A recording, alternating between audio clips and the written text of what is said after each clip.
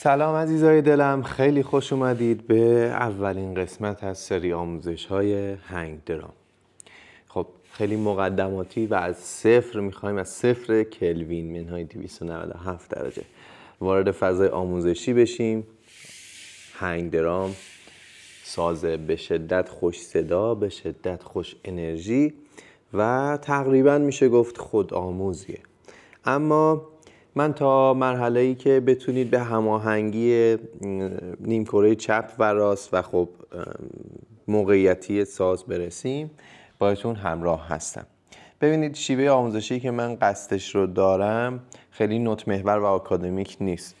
ما میخوایم این سری آموزش رو خارج از هیته، یعنی قبل از این که امثال اساتیدی مثل بتوون یا کسای دیگه‌ای که توی تولید نوت‌ها و نوشتاری شدن موسیقی دست داشته باشن، قبل از اون دوران هم موسیقی بوده، قبل از اون دوران هم آموزش موسیقی بوده، سازها بودن، نوت‌ها بودن. فقط این افراد اومدن آکادمیکش کردن، نوشتاریش کردن، یک جور زبان مشترکش کردن. ما میخوایم آموزش هنگ درام رو به قبل از اون دوران پیش ببریم و نکته مهم اینه که بدونید ساز هنگ درام ساز خیلی آکورد محور، نوت محور یا ملودی محوری نیست، با اینکه نوت‌های مختلفی رو داره، اما این ساز ضربی و کوبه‌ای هست و بیشتر بر اساس ریتم سازی، بر اساس هماهنگی نوت هاست و ضربتونه که خیلی مهمه. حالا خیلی کشش ندم، چونم براتون بگه که سازو وقتی میخواید استفادهش کنید، از هر جا تهیهش کردید، سازهایی که در اطلاع باشید، سازهایی که رنگ مات روشون داره یا اصطلاحاً رنگی روشون اسپری شده، حالا این رنگ کوره‌ای هست، مقداری صداشون بیستره، سازهایی که براق هست، رنگ فلزی داره، خب یعنی خود سطح فلز هست، اونها صدای تیزتری داره. این ساز مشکی مات هست، از 9 نوت آرشا هست، ساز خیلی مقدماتی و ساده و خیلی خوش قیمتیه. من اینو 5.5 میلیون تومان از دلشاد میوزیک توسط اسنپ سفارش دادم و جونم براتون بگه که از صدای ساز راضیم. سازهای هنگ درام به خاطر اینکه دستی کوک میشن، این فرو رفتگی ها و این قور شدگی ها همشون به نوعی استاندارد کار هست. خب ببینید اینا همه ضرب خورده؟ نه، اینها چکش کاری شده به این دلیل که بتونه صدای ملودیکی رو و صدای کوکی رو برای ما خارج کنه. خب میریم سراغ معرفی اجزای ساز. خب ببینید ساز هنگ درام که یک کف داره برای خروج صدا هست. ساز هنگ درام میتونن 2 صفحه‌ای باشن، یعنی هم این طرفش نوت چیده شده باشه هم این طرف، ولی این ساز 9 نوت آرشا هست.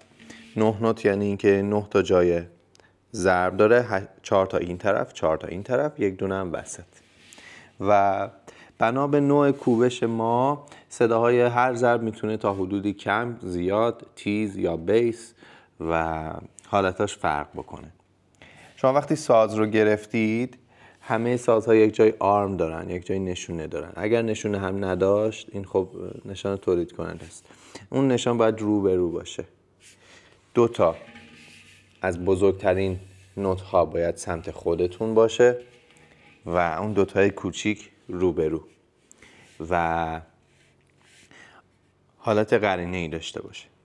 ساز رو که میخواید استفاده کنید اصولاً باید نشسته باشید روی زمین. حالا من اینجا تو محیط خونه است، یه مبلی داریم میشه بهش تکیه داد، پشتم رو با یک بالشت از خودم پر کردم که بتونم حالت نشسته ای داشته باشم. اما در واقع اگه بخوام حالت نشسته‌ش رو بگم، شما 4 زانو میزنید، پاهاتون یک کمی جلوتر که ساز رو بتونید تحت یک تسلطی نوت ها رو ببینید. صاف نشسته باشید، نیازی به تکیه دادن نیست. و نکته، هیچ وقت ساز هنگ درام رو روی میزی، روی سطح سفتی، روی فرشی جایی نذارید و شروع کنید به نواختن. چرا؟ ببینید ساز نگهداری داره. ساز هنگ درام چکشکاری شده است. شما وقتی روی سطح سفت میذارید و شروع میکنید ضربه زدن، عین همون چکشکاری میمونه و صدای ساز شروع میکنه تغییر کردن و از کوک خارج شدن. خب این کلیت ساز بود، کلیت نشستن بود و میریم برای ویدیو بعدی. قسمت بعد بهتون میگم که چطور صدای ساز رو در بیارید. اولش شاید خیلی سخت به نظر برسه ولی فقط تصور ماست. ساز به شدت خود آموز و راحتیه. یکم باش تمرین کنید، کار کنید، میتونید بهش تسلط کافی رو پیدا کنید. امیدوارم از این قسمت راضی بوده باشید. سوالی داشتید در خدمتتون هستم. بدرود.